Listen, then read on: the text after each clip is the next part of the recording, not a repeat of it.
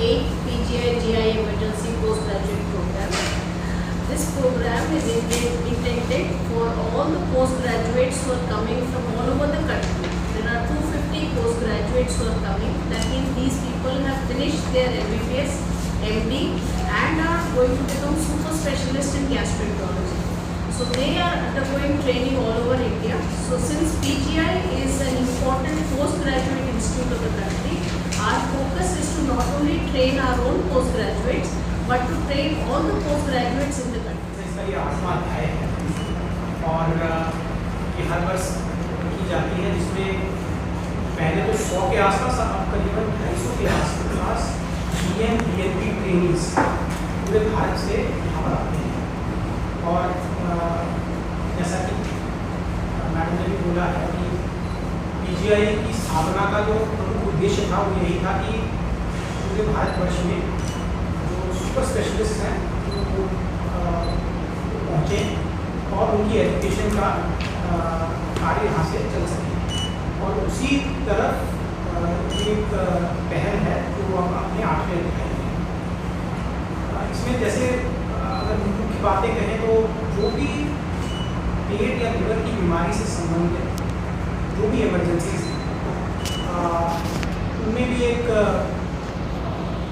Golden hour का concept है। जैसे कि सेप्सिस में आया है कि शुरू में जब मरीज आता है तो चंद घंटे बहुत ही अहमियत वाले होते हैं और जीवन और मृत्यु के निर्णय उन्हीं चंद घंटों में होते हैं। और इसलिए ये अति आवश्यक है कि जो भी व्यक्ति इन एमरजेंसीज को हैंडल करे या उन मरीजों को देखे, उसके पास उसको हैंडल करने के लिए पर्याप्त जानकारी और उसका एक्सपर्टीज, और इसी को ध्यान में रखते हुए इस पूरे कार्यक्रम को बनाया गया। और जैसे कि आप देखेंगे कार्यक्रम में एक दिन तो हैंड्स ऑन है। मान लीजिए कोई पेशेंट ब्लीडिंग वगैरह करके आया है तो उसको कैसे हैंडल करना है, कैसे छल्ले लगाने हैं या उसको बंद करना है, इसके बारे में ज़्यादा जानकारी डॉक्टर जयंता देंगे जो कि उसको ऑर्गेनाइज कर रहे हैं और इसके इंचार्ज। बाकी 2 दिन जो है वो लार्जली पैनल डिस्कशन है। और पैनल डिस्कशन का फॉर्मेट स्टूडेंट्स काफ़ी पसंद करते हैं क्योंकि इसमें टू एंड फ्रो होता है और पार्टिसिपेटिव होता है, बजाय इससे कि लेक्चर जिसमें कि एक व्यक्ति बोलता रहता है और बाकियों का सुनने का कार्य होता है। पैनल डिस्कशन में स्टूडेंट्स को भी मौका मिलता है कि उनके मन में जो दुविधा है, शंका है, उसको वो सामने लाएँ और जो भी एक्सपर्ट्स वहाँ उपलब्ध हैं उनसे अपनी डाउट्स के बारे में पूछ पाएँ।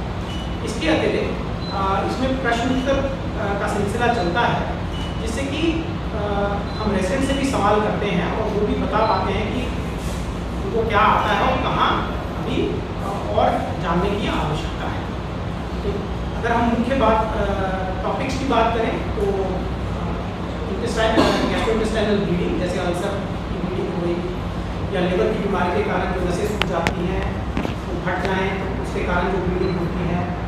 इसके अलावा आँख में रुकावट आना जिसको इंटेस्टाइनल ऑब्स्ट्रक्शन कहा जाता है, कहीं टीबी के कारण, कौन के कारण या कोई बीमारी जिसमें जैसे कैंसर है उसके कारण सिकुड़न आ जाए तो उसका कैसे इलाज करना है। इसके अलावा इन्फ्लेमेटरी बाउल डिजीज में एक स्थिति होती है जिसको एक्यूट कोलाइटिस कहते हैं, जिसमें बहुत अधिक मात्रा में स्कूल पास करते हैं और उसमें ब्लीडिंग होती है और उसमें कई बार इमरजेंसी सर्जरी की आवश्यकता पड़ती है। लिवर से रिलेटेड जो कॉम्प्लिकेशन हैं जैसे होश में अंतर आ जाता है जिसको हेपेटिक इन्केफेलोपैथी कहते हैं, या पेट में पानी बन जाता है जिसको ओसाइटिस कहते हैं और उसका इन्फेक्शन हो जाता है जिसको स्पॉन्टेनियस बैक्टीरियल पेरिटोनाइटिस कहते हैं।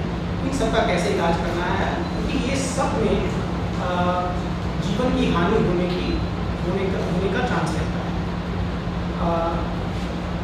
जब भी हमने इसके बारे में स्टूडेंट से फीडबैक दिया है तो उन्होंने बताया है कि वो कितनी भी कॉन्फ्रेंसेस लगाएं, ये ऐसी कॉन्फ्रेंस है जो वो हमेशा याद रखते हैं और जो लेसन यहाँ से लेके जाते हैं वो उनको हमेशा उनके जो day to day management of patients है